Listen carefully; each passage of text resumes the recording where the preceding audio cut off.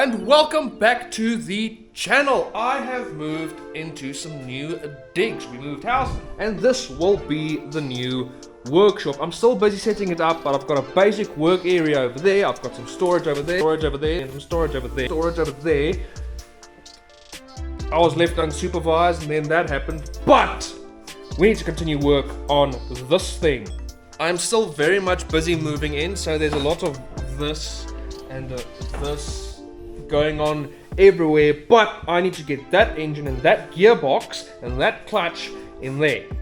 But I can't do that yet. And there are two big reasons for that, both of which will be the subject of today's video. First of all, I got all of this stitch welded. Very good, very nice. Only in doing that, we missed the weakest spot on the front chassis of this car, that seam there. What happens with these cars is if you start pushing power, you drive really hard, it sort of just splits open and creates a hole. Second of which is this structure needs to be replaced with this, because currently I've got nowhere sensible to put my intercooler. Lots of people with these cars just put their intercoolers in front of the structure, but they are usually running the bigger GSI spec bumpers. I'm running poverty spec bumper over there, and I do not want my intercooler sticking out of the front. But before I get into that, let me do the first thing and get that fixed. This is a unibody car, and that means that this entire chassis basically consists out of sheet metal spot welded together, and that is very much the same for this. It is two plates sandwiched on there and spot weld, just sort of a few of those holding that thing together, and well, that's the firewall. My finger is now inside the car. It's got this folded over notch right here. I'm probably going to have to cut that away to get access to the actual plate that I need to weld together, because welding from underneath isn't really going to work all that well.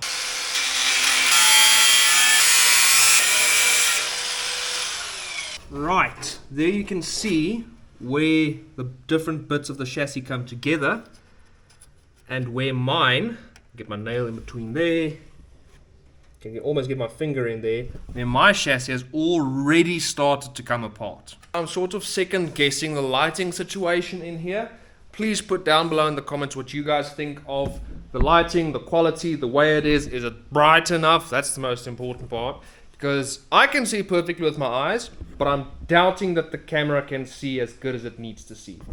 Please do let me know what you think. And while you're down there interacting with the channel, please also leave a like, and if you wanna, and you haven't already, subscribe to the channel. It really helps out a lot. Furthermore, back to the video. Before I could start welding, I first had to do some gentle massaging with a hammer to make sure that the two seams touched each other at every point. No use in welding them together if they still have a gap in between them, especially those spots where my chassis already started ripping. After the hammering though, that is where my issue came, because this was a very difficult welding job. And I would definitely suggest that unless you're a very skilled welder, or you really do know what you're doing, if you've got the spare scratch, send your car off to a professional to get this done, because if you cock this up just right, that's a very big problem. I can call that task completed. I actually welded that together so well that by the time I was done, it was already cleaned up and painted. I definitely didn't botch it, then clean it and paint it and lose the footage. Jokes aside, this is now definitely stronger than it was from factory, because all the spot welds are undisturbed, and I can no longer wedge a screwdriver in between the panels and pull them apart by hand. Now for the scary part. Luckily, I don't have to worry about bracing or tying anything together, because I nearly fell there. 1, 2, 3 cross members there. I'm only cutting out this one right now, so this one and this one will keep the chassis square and true. The intercooler has lived there, as you can see, Rivnut, there for probably 20 odd years. But with the setup I'm going for now, with the intercooler there, the radiator would be pushed so far back that I wouldn't be able to fit the turbo manifold that I am going for. Also, even with the old log style manifold, the turbo was bouncing up against the radiator, As you can see right there, the turbo properly chewed up my radiator. So just making that bit of more space for accessibility, serviceability, and making everything work better will be worth my time. Big thing that I haven't spoken about yet. Before doing any structural modifications to your car, ever, bolting, welding, anything to your chassis, changing anything up that is load bearing, consult a professional, someone who's smarter than you that does it for a living. Oftentimes, it's just a small gap in your intuition that they will fill in.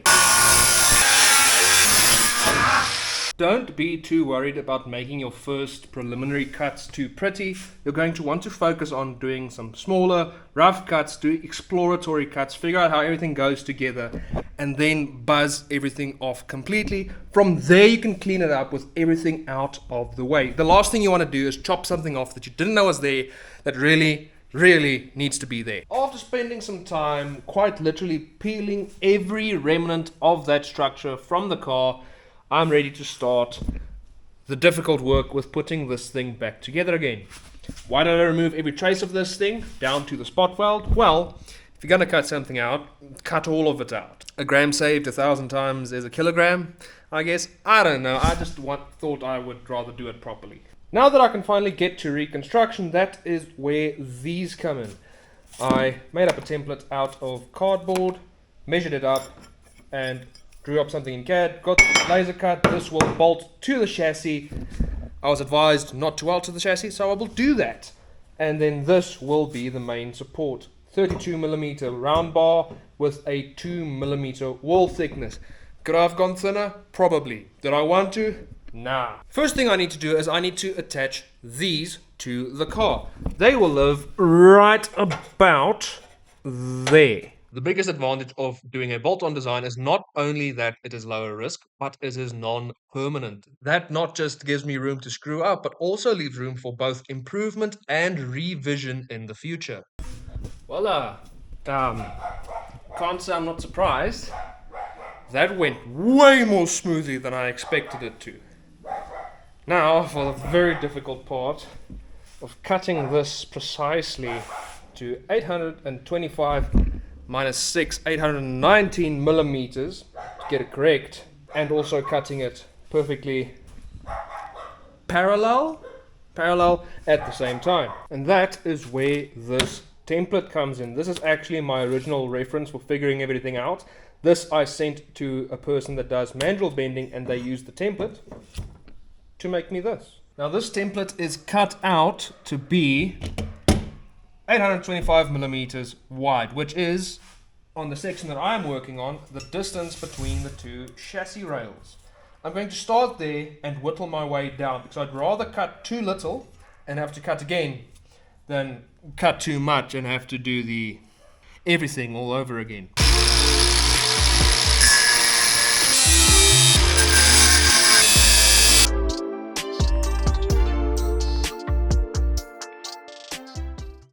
Some time has passed. I hyper-focused a little and forgot to record, but look at that. The bumper is on. That means my thing fits behind the bumper, and look at that.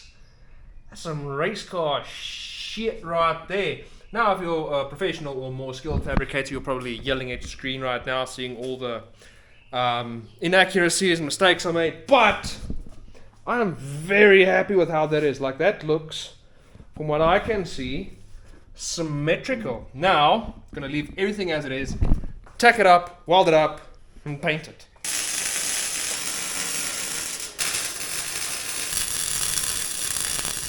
It is the next day, and last night before packing up, I quickly gave this thing a dirty coat of primer, whacked it in, and there it is. I just need to attach this thing to it. I will do that now. And after that, I'll take it out, give it a scuff, and give it a proper lick of paint, because I'm thinking I'm going to make this dark grey just so it doesn't blend in completely with the rest of the engine bay. You're wondering why I opted to install the bar last night instead of just leaving it be, letting the paint dry.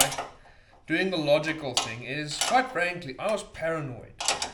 Yes, I am confident enough that this whole structure is rigid enough to not compromise itself.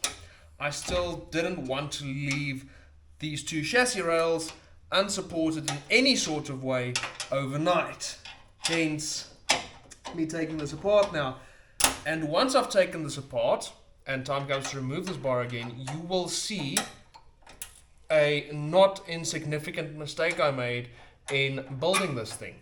And the non-insignificant mistake I made in building this thing is I built it tight. That means that even though this thing is unbolted, I still need to persuade it to come out. Now, replacing this with this has multiple benefits. Not only do I now have room for my intercooler, which was the original reason, now I don't have this big thing blocking airflow to the intercooler, so in theory my air temp should go down as well. Lastly, it seems as though just by picking it up, that is a little bit lighter, which is good.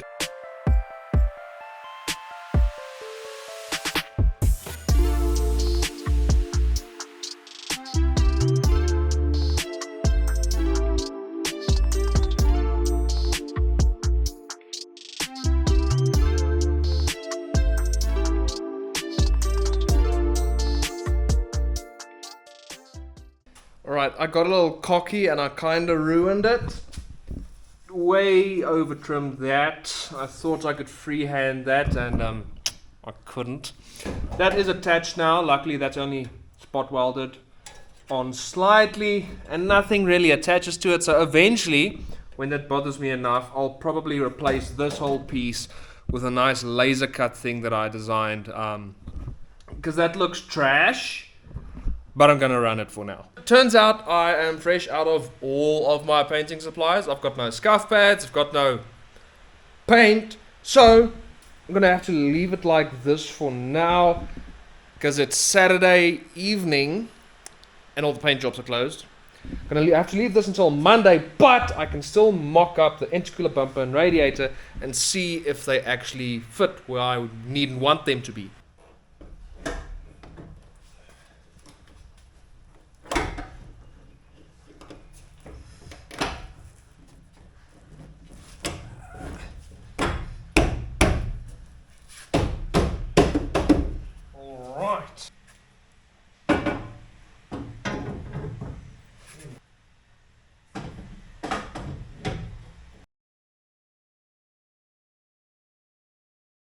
Well, that downright sucked, but at least now I can mock everything up, hopefully, for the final time.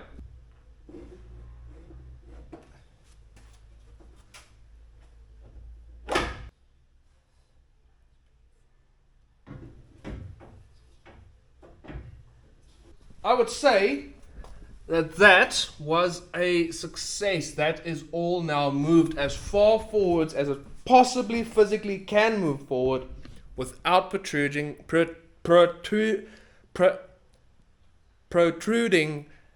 past the bodywork. Without pointing out of the front bumper, that one. Slowly making progress. Soon it will resemble a car, because now the next step is attaching that to that after putting that in that, and then taking all of that and putting it in there. It's going to be a doozy, but I greatly look forward to it, because once the engine is in, this thing can be sent off to get its turbo manifold built and the downpipe and whatnot. Then wiring and all of the other stuff can commence. I hope you enjoyed the video. Let me know what you want to see more of, what you want to see less of. Leave a like, leave a comment. Please subscribe to the channel, and I will see you in the next one. Cheers.